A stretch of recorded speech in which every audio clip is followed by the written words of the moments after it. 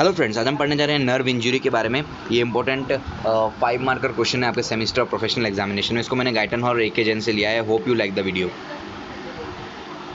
What are the causes injury to nerve? कैसे कैसे हो सकता है? देखिए, अगर ये नर्व फाइबर है, सपोज यहाँ से नर्व कट जाए तब नर्व इंजरी हो जाएगा, या फिर नर्व यहाँ से मुड़ जाए, कुछ हो जाए, क्रश हो जाए, या फिर जो ब्लड फ्लो कर रहा था नर्व में, ब्लड वेसल्स जो नर्व को सप्लाई कर रहा था वो बंद हो जाए, वो ऑब्स्ट्रक्ट हो जाए, वो रुक जाए ब्लड सप्लाई, तो क्या हो सकता है? आपको नर्व इंजरी हो सकता है। Next is what are the types of the nerve injury?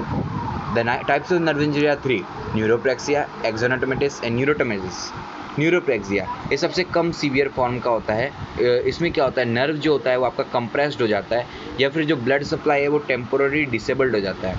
आपका नर्व जो है वो कंप्रेस हो गया है, या फिर आपका जो ब्लड सप्लाई हो रहा है नर्व के लिए वो रुक गया है थोड़ी देर के लिए, डिसेबल्ड हो गया है। एक्सोनोटोमेसिस ये थोड़ा सीवियर, थोड़ा खतरनाक होता है। इसमें क्या होता है कि आपका जो एक्सॉन है, ये सेल बॉडी, ये आपका डेंड्राइट्स और यहाँ पे आपका एक्सॉन, सो जो एक्सॉन पोर्शन है ये आपका डिस्टर्ब हो जाता है, तो उसको हम लोग क्या बोलते हैं? एक्सोनोटोमेसिस। ये वॉलेंट डिजेनरेशन का एग्जाम्पल है जिसको हम लोग आगे जाके डिस्कस करेंगे। न्यूरोटोमेटिस ये थोड़ा सा सीवियर, ये ज़्यादा ही खतरनाक होता है। इसका रिकवरी का चांसेस बहुत कम होता है ना। और एक्सॉन्स एंड सराउंड, इसमें केवल एक्सॉन ही नहीं, इसके सराउंडिंग टिश्यू भी डिस्टर्ब होने लगते हैं। अगर सिर्फ एक्सॉन डिस्टर्ब हो तो उसको हम लोग क्या बोलेंगे? एक्सोनोटोमेटिस। लेकिन अगर न्यूरोटोमेटिस में क्या होता है, एक्सॉन और सराउंडिंग कनेक्टिव टिश्यू भी डिस्टर्ब हो जाते हैं, उसको हम लोग बोलते हैं न्यूरोटोमेसिस। वॉलेंट डिजेनरेशन। वॉलेंट डिजेनरेशन का दूसरा नाम क्या है? वॉलेंट degeneration is also called orthograde degeneration.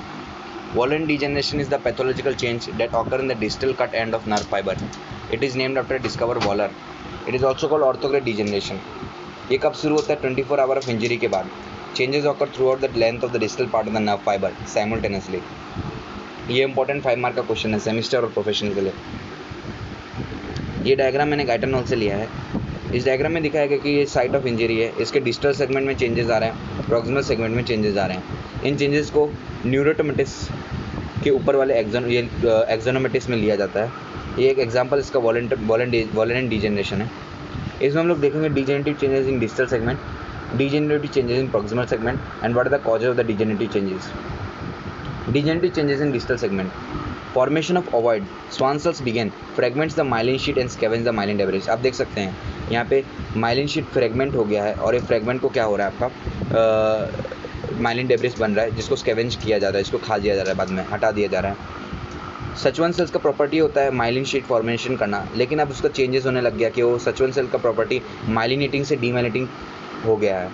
Infiltration of leucocytes in the distal segments. There is infiltration of the leukocytes into distal segment. Then what are the degenerative changes in the proximal segment? First node of the degenerates. Okay. Then we have chromatolysis. What is chromatolysis? इसमें क्या होता है, जो हम लोग का rough endoplasmic reticulum होता है वो टूट फूट जाता है ना, वो काम का नहीं बचता है। और जो ये आपका सेंटर में था न्यूक्लियस, अब सेंटर से कहाँ पे आ गया है? साइड पे आ गया।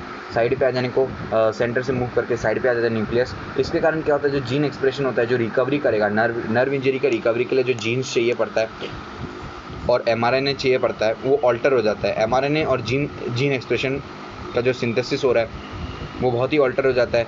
जो जीन एक्सप्रेशन किसके लिए चाहिए? रीजनरेशन ऑफ नर्व के लिए चाहिए। अगर वो ऑल्टर हो जाए तो रीजनरेशन ऑफ नर्व बहुत डिफिकल्ट हो जाता है, उसको हम लोग क्रोमेटोलाइसिस बोलते हैं।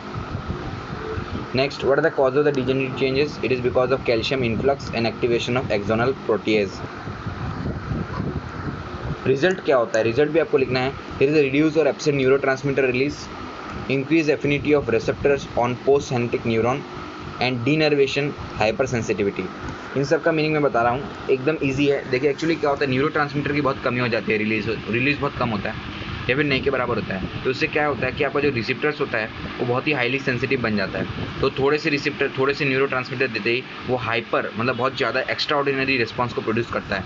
तो ये तीनों चीज़ में ये चीज़ बताया गया कि डीनर्वेशन, हाइपर सेंसिटिविटी क्या होता है, एक हाइपर रिस्पॉन्स प्रोड्यूस करना अगर थोड़ा सा भी आप इसमें स्टिमुलस देते हो।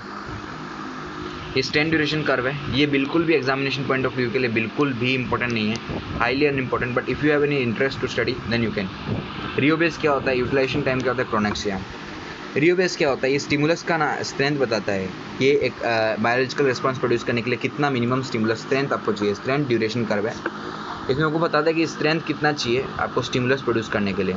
ये नर्व का इंजरी को, मतलब नर्व का जो फंक्शन उसको मेजर करने के लिए स्ट्रेंथ ड्यूरेशन कर्व लिया जाता है। उसमें से जो कितना आपको मिनिमम स्ट्रेंथ चाहिए स्टिमुलस का, उसको हम लोग बोलते हैं रियो बेस, जिससे कि बायोलॉजिकल रेस्पॉन्स प्रोड्यूस हो पाए। Next what is utilisation time. Utilisation time, ये यहाँ से यहाँ तक यूटिलाइजेशन टाइम बोलते हैं। इसमें क्या होता है, जो रियो बेस हुआ था उसका ड्यूरेशन कितना था, मतलब duration for which stimulus of rheo base strength need to be applied in order to एक्लिट एन एलिमेंट, कितना देर तक रियो बेस को अप्लाई करना पड़ा एक बायोलॉजिकल रेस्पॉन्स प्रोड्यूस हुआ। प्रोनेक्स क्या है, it is double the rheobase 2R, है ना, लिखा होगा। हाँ, the duration that stimulus twice the strength of the rheobase need to be applied in order to electro response, मतलब दो गुना रियो बेस के स्ट्रेंथ जितना लगाने के लिए कितना आपको टाइम लगाना पड़ेगा, कितना टाइम लगेगा कि दुगना रियो बेस जितना स्ट्रेंथ अगर लगे तो आपका बायोलॉजिकल रेस्पॉन्स प्रोड्यूस हो पाए। ये कुछ स्लाइड से सबसे इंपॉर्टेंट क्या है, वॉलेंट डीजनरेशन, जो एग्जाम में हाईली इंपॉर्टेंट है, आपको लिखना पड़ेगा degenerative change in distal segment, proximal segment, cause, result, and at last you have to write about the, you have to make the diagram. It's more than enough if you write it. Thank you. If you I hope you like the video. If you like, please like, comment, subscribe, and if you don't like, sorry for that.